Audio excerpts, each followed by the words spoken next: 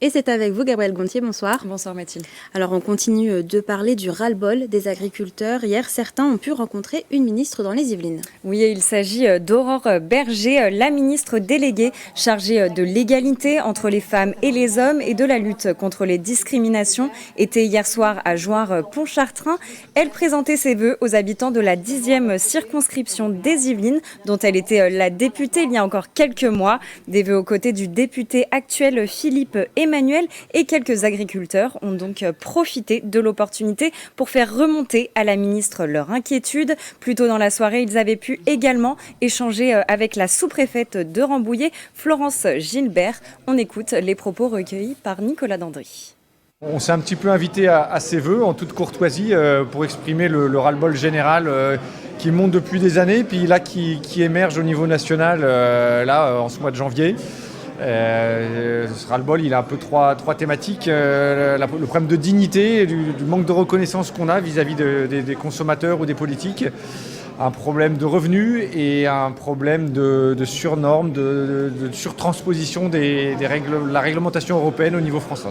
Je suis à leur disposition pour les rencontrer, comme je l'ai toujours été depuis 7 ans. Je pense qu'il ne faut pas se tromper de combat. On a un combat à mener ensemble avec les agriculteurs parce qu'encore une fois, on a l'alimentation la plus durable et la plus saine au monde.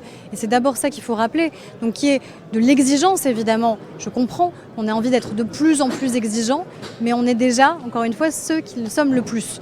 Donc je pense qu'il faut aussi rappeler ça.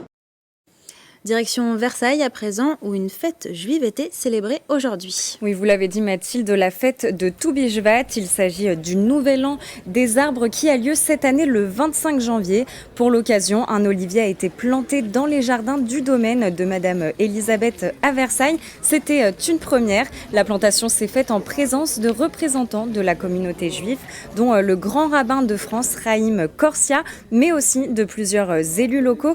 L'initiative de planter un arbre dans les Yvelines pour cette fête a été lancée par Samuel Sandler, l'ancien président de la communauté juive de Versailles, père et grand-père, on le rappelle, de 3 victimes des attentats de Toulouse et Montauban, qui est décédé le 12 janvier dernier. On écoute ces interviews au micro de Grégory Canalé.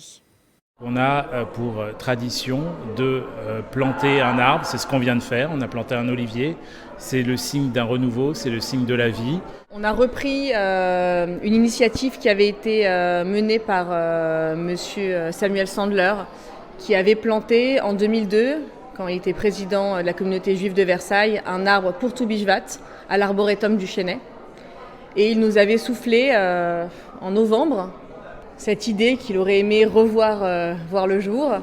Et quand on lui a annoncé que nous allions replanter, mais cette fois-ci à Versailles, il en était plus que ravi. Donc voilà, et c'est encore plus beau aujourd'hui de se dire qu'on a planté, qu'on a une énorme pensée pour lui. Une fête qui veut véhiculer un message positif dans un contexte particulier, celui de la recrudescence des actes antisémites en France. Ils ont augmenté de 1000% depuis l'attaque du Hamas en Israël le 7 octobre dernier. Écoutez Eli Korshia, président du consistoire central israélite de France, présent également aujourd'hui à Versailles. Depuis le 7 octobre, on s'est rendu compte que nous avons eu une augmentation de 1000% en l'espace de 3 mois des actes antisémites en France comparé à l'année dernière.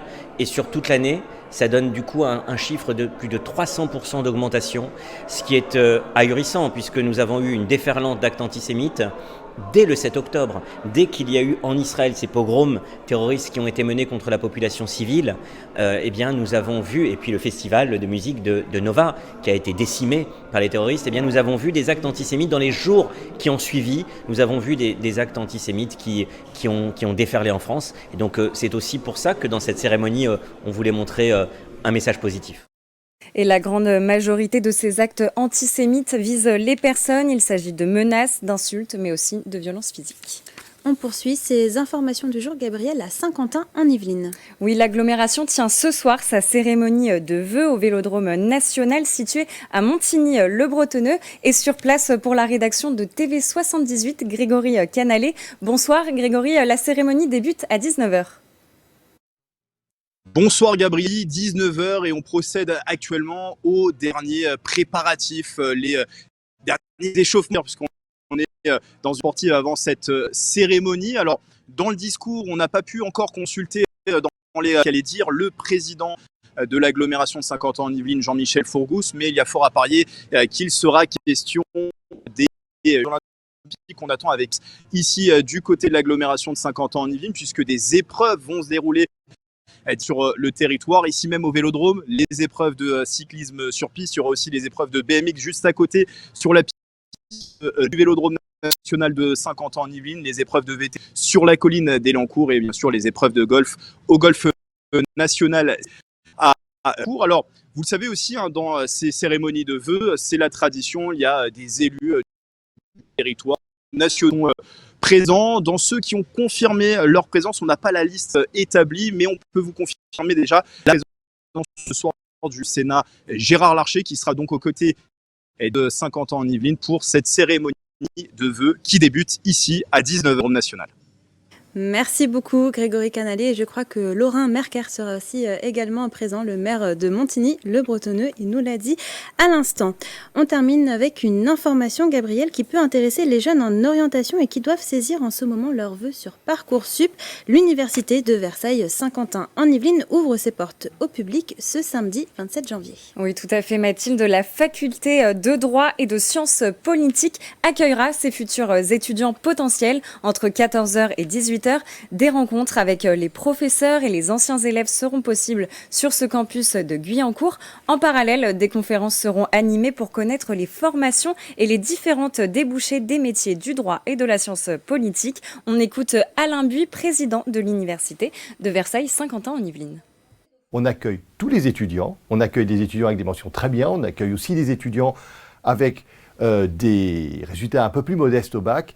Et ce qui est extraordinaire, c'est que, et c'est ce qui fait la force de l'université, c'est que ça permet à tous ces étudiants de révéler leurs talents. Et parfois, on a des extraordinaires expériences avec des réussites extraordinaires. Merci beaucoup Gabriel Gontier pour toutes ces informations. Comme d'habitude, si vous aussi vous voyez une image ou une information qui vous a marqué près de chez vous, n'hésitez pas à nous la partager sur les réseaux sociaux en utilisant le hashtag 78news.